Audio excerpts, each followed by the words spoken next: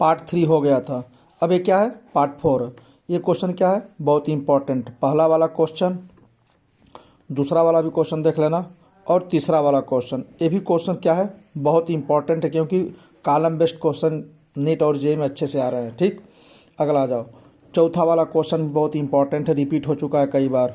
उसके बाद फिर पांचवा वाला क्वेश्चन, खासतौर से मतलब अच्छा क्वेश्चन है, देखने में टफ लग रहा है लेकिन कुछ नहीं, दोनों का जो ग्रेविटी फोर्स होता है बराबर होता है, इसलिए क्या हो जाएगा, रेशियो 1:1 आ जाएगा। ठीक है, पाँचवा के बाद आ जाइए आप जेईई वाले छठवां क्वेश्चन को भी देख लेंगे।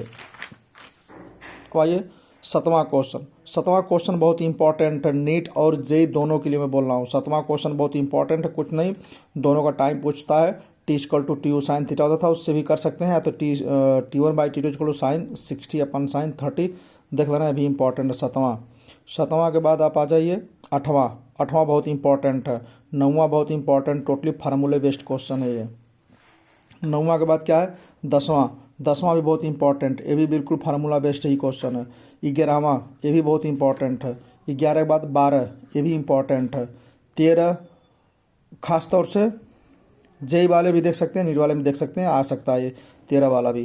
13 के बाद 14 वाला क्वेश्चन, नीट और जेईई दोनों अगर आ रहा है तो ठीक है, लिख दिया हूँ फार्मूला में, ये आ रहा है तो ठीक है, नहीं आ रहा है तो इसको भी याद कर जाना, बहुत ही इंपॉर्टेंट है।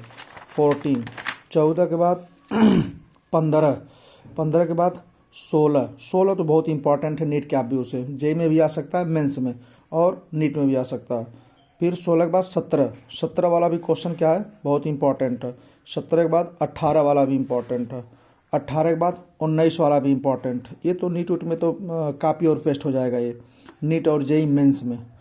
19 के बाद 20 वाला भी इंपॉर्टेंट है। 20 के बाद 21 भी इंपॉर्टेंट है। 22 भी इंपॉर्टेंट है। 22 के बाद 23 खासतौर से जेईई वाले देख लेंगे इसको, 23 वाला। उसके बाद से आ जाइए 24 वाला क्वेश्चन बहुत इंपॉर्टेंट है, नीट और जेईई दोनों के लिए। 25 भी इंपॉर्टेंट है, 25 तो एकदम बिल्कुल कापी और पेस्ट होगा।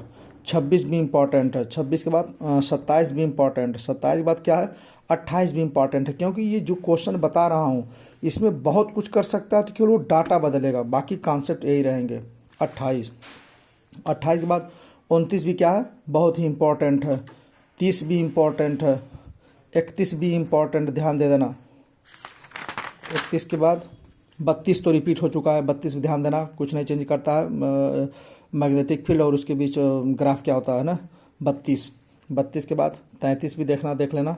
34 बहुत ही इंपॉर्टेंट है, 34 वाला बहुत ही इंपॉर्टेंट है, फार्मूला लिख दिया हूँ, T=2π√IMB, बहुत इंपॉर्टेंट है, नीट और जेईई मेंस। उसके बाद 35 देख लेना, लगते हो कोई बात नहीं। पहले 36 इंपॉर्टेंट है। 36 क्या है, बहुत इंपॉर्टेंट, F=m/l क्रॉस बी फार्मूले पे ही है। 37 भी इंपॉर्टेंट है। 37 देखने से बहुत भारी भरकम लग रहा है, ये जेईई में आ चुका है, जेईई मेंस में आ चुका है, नीट में कापी और पेस्ट होगा, कुछ नहीं करना, मैं लगा दूंगा हूँ। ये इसको रिटेंटिविटी बोलते हैं, ये बोलते हैं पूरा यहाँ से यहाँ तक सैचुरेशन मैग्नेटिक फ्लक्स डेंसिटी बोलते हैं, और इसको बोलते हैं कोरेसिविटी। बस वही, केवल अगर तुमको डायग्राम का ये चीज़ याद है तो इस क्वेश्चन को कर जाओगे। 37 के बाद कौन है, 38 भी इंपॉर्टेंट, W=mb cos थीटा से पूछता वर्क डन एनर्जी या तो। 39 भी इंपॉर्टेंट, 39 के बाद 40 भी इंपॉर्टेंट, 40 के बाद 41 भी इंपॉर्टेंट, R=mb/QB से।